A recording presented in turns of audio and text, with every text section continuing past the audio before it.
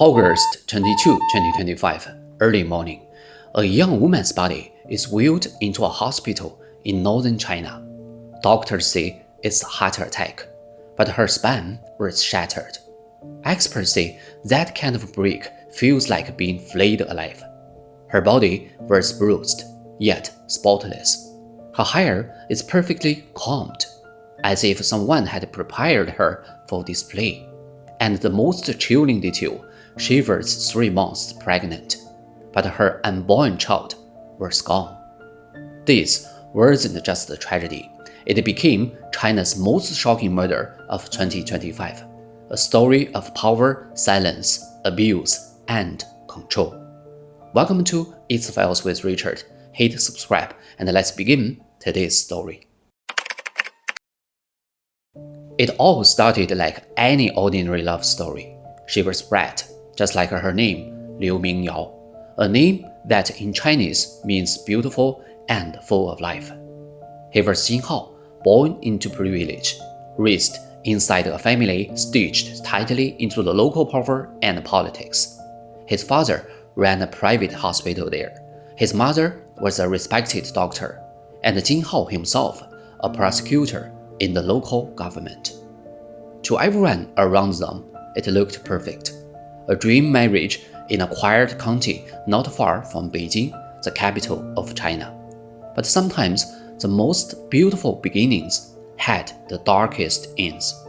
Their wedding was lavish, enormous, cash, a house, a car, a ceremony worth tens of thousands of dollars.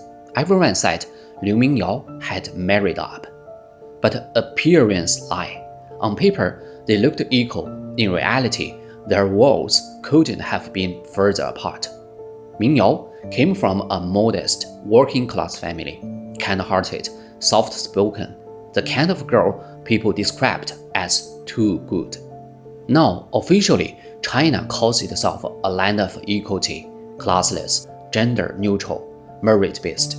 But anyone who has lived there knows the truth. Invisible hierarchies rule everything. Families like Jinghao sit comfortably at the top.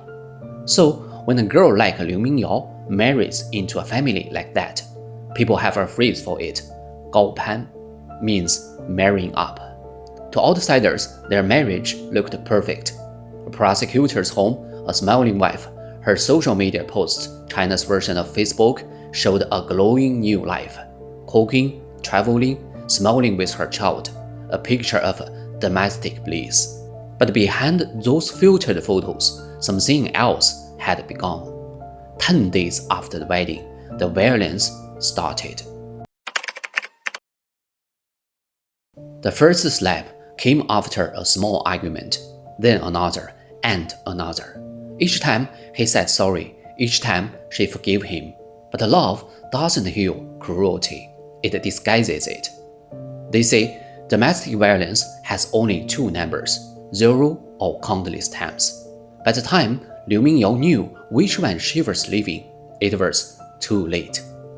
Jinghao's violence wasn't his only betrayal. He had an affair with a colleague in the local government. Rumors said she became pregnant and demanded that Jinghao leave his wife. Liu Mingyao tried to save her marriage, defending her place as wife and mother. One night, she called the other woman, asking her to stop, even pleading. But she didn't know that phone call had already started the countdown of her life. The mistress was furious. She called Jinghao to complain, and she succeeded. When he came home that night, he didn't come to talk. He came to end something. For hours, neighbors would later recall hearing muffled cries, and then silence. Around 1 a.m., Jinghao's parents received a desperate call from their daughter-in-law. She begged them to come to stop their son from beating her. They arrived soon after, but instead of protecting her, instead of confronting the violence unfolding right before them, they picked up the couple's 1-year-old child. They took Mingyao's phone and then they left. They left her alone with a man in blind rage, a man trained in combat, a man she once called her husband. Later, people called it not help, but a clearance, a calculated removal of every witness, every interruption, so their son could finish what he had started, to beat his wife to death. Before leaving, Jing Hao's mother is said to have told him, "Hit her ass." Just weeks earlier, Mingyao had spent nearly $3,000 on laser eye surgery, something the older woman had never approved of.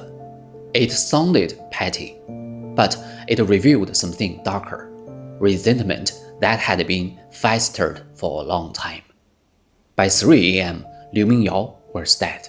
Instead of calling police or an ambulance, Jing Hao called his mother. When she returned, it wasn't with remorse, it was with gloves, shoe covers, and a plan. She cleaned the apartment, washed the body, changed the clothes, combed the hair, even blow-dried it. Imagine that, standing over the woman your son just killed, carefully drying her hair to make her look presentable, and looked as if she had simply died in her sleep. That night didn't just reveal one family's cruelty. It raised a darker question to everyone. How can a mother-in-law be so cold-blooded, so utterly without mercy? The most horrifying detail wasn't just the beating, it was what came after. Elevator footage from that night shows Liu Mingyao's abdomen slightly swollen, the way she stood like a woman trying to protect the life growing inside her. In the messages they found later, she told a few close friends she was pregnant. Her words were careful, almost gentle, like she was protecting a little secret she hadn't shared with her family yet. Then a darker suspicion began to spread online. Many people believed Jing Hao's mother, the same woman who cleaned up the blood and even blow-dried the body, had done something even more horrific. They said before the body was taken away, she performed a secret abortion on her dying daughter-in-law. No anesthesia, no record, no mercy. One body, two deaths, a live body abortion, too cruel to even imagine. We all want to believe it isn't true, but if it is, may Mingyao and her unborn child rest in peace. That's when the cover-up began. Photos leaked from that night. The lights in Jing Hao's apartment stayed on until dawn. People came and went, quiet, wearing gloves, carrying bags. Not panic, coordination, not help, cleanup. When some sharp-eyed netizens reviewed the footage, they found something even more chilling. Inside the elevator, Jing Hao pointed at his wife's body, pretending she was still alive. For a few seconds, the cameras showed movement, an illusion of life, just enough to create doubt later. Because in cases like this, the defense doesn't begin in court. It begins right after the crime. Then things got even more shocking. Around 5 a.m., the Jin family brought Liu Mingyao to the hospital, and the doctors, they didn't ask a single question. They just went along. They ran a CT scan on the corpse, and they certified the death as a sudden heart attack. No one mentioned the broken spine. No one mentioned the shattered ribs. No one mentioned the crushed ass. When Liu Mingyao's father arrived at the hospital, he knew instantly his daughter hadn't died of a heart attack. She had been beaten to death. 8月22日早晨，救我所的父亲给我打电话，说我的女儿在急诊，让我赶紧过去，并没有说孩子的死亡。到了抢救室，我发现我的女儿满脸都是紫红色，都肿得看不出模样来了。大夫说已经死亡了，我怀疑是他们一家人合伙把我女儿害死的。He called the police right away. But what happened next was the most helpless moment of all. Police officers made excuses, said they were short on staff, that there were no cars available, that they needed approval from higher-ups. And so they didn't come for 2 hours, from 7:30 to 9:30 a.m. By the time police finally arrived, their apartment had already been cleaned up by Jing Hao's mother. But the manipulation didn't stop at the crime scene. It spread upward into the system itself. That same day, before the autopsy was even completed, the county's propaganda office issued a statement claiming Liu Mingyao was not pregnant, a detail no one had publicly mentioned until then. The message was clear: erase the rumor before the truth could surface. Within hours, the statement flooded the internet, and then, just as fast, it disappeared. Comments deleted, posts removed. As the silence spread, people took the story elsewhere, to Hong Kong, to Facebook, to YouTube, to overseas forums. Anywhere, the truth could still be told. And that's why this case hit such a nerve. This wasn't just a murder hidden by one family. It was about what happens after the murder, when power rewrites reality and the truth itself becomes disposable. But the censorship didn't stop online. The pressure moved offline. Within days, officials showed up at Liu Mingyao's home. Her father and younger brother were taken in for questioning. They were told no interviews, no posts, no noise. Desperate for justice, her younger brother traveled to Beijing, the capital, to file a petition with higher authorities. But while he was there, he was followed and threatened. With nowhere left to turn, he posted a short video online begging for help. 大家好，我是民谣弟弟，我在北京，我已经被人跟踪了，我想去外地，但是外地的城市也不安全，老百姓发声好难啊。 His voice shook with fear and helpless. Within hours, it disappeared, just like every trace of the truth. After everything we have seen, one question keeps echoing. She was beaten so many times, why didn't she leave? On paper, it sounds simple, but in reality, for countless women in China's small towns, living isn't freedom, it is another kind of punishment. From childhood, girls are taught the same lesson: marry well, and your life will be secure. Find a man with money, with power, with a house. That's the dream. Parents repeat it with love. Teachers imply it without thinking. Friends compete over it. So, when a young woman marries up, the whole family celebrates. The parents gain faith, the relatives praise her, and for the moment, she believes she has done everything right. But the moment she has praised for marrying well, she also loses something: her right to feel. If the marriage turns violent, living means shame, not freedom. It is no longer "I escaped abuse," it becomes "I was thrown out."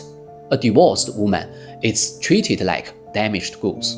Others will judge her, fewer will marry her again.